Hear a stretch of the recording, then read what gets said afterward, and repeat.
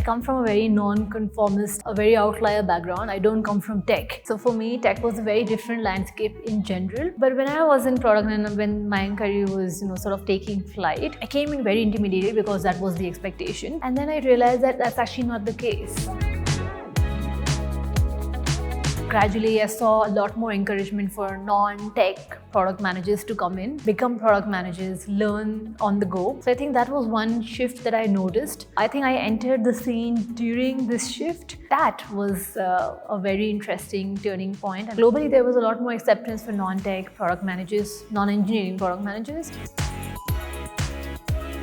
Now we're sitting at the cusp of perhaps the second biggest event in the history of tech. One was the internet boom, and now you have AI coming in, and I think the shift is very apparent. I work definitely very close with engineers. On some of my projects, we've had as many as 20 engineers kicking in. I can tell you from the other perspective, what I saw at big orgs such as Swiggy, which is a very, very customer focused. If you have to build customer-centric products, I think this is something that I noticed Swiggy was doing differently than maybe other orgs that would also hire engineers, and this is product sense. Engineers need to code, and it's great if you're a full stack engineer, but do you bring in user empathy? Do you bring in product sense? Could you fight for quality, the quality of output that goes into building the user experience?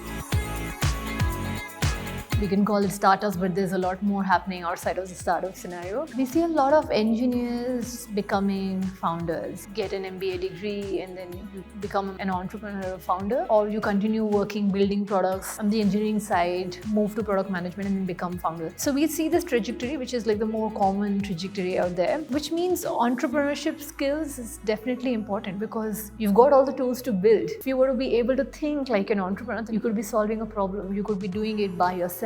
But if I were an engineer and I just acquired product sense and all of these other skills that we're talking about, I could become a product manager and be on the strategy side of things, building things, right? Or I could also become a founder. What happens when you enable students to be ready for the workspace and give them exposure to the industry? I'm just talking about this to someone. I think it's a great initiative, because people do want to ramp up ASAP now. It's cutthroat, especially the number of people who want to enter tech. I think just it gives them a competitive advantage when you have first-hand experience of what the setup looks like in an organization. How do people even work? What is it needed? If some of that is tailored into your day-to-day curriculum, I think that's great.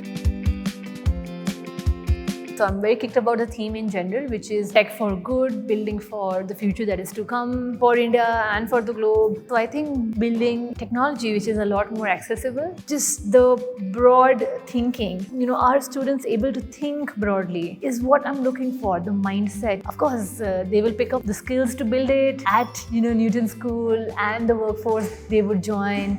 But do you have that in you to think that way, to think in a specific manner?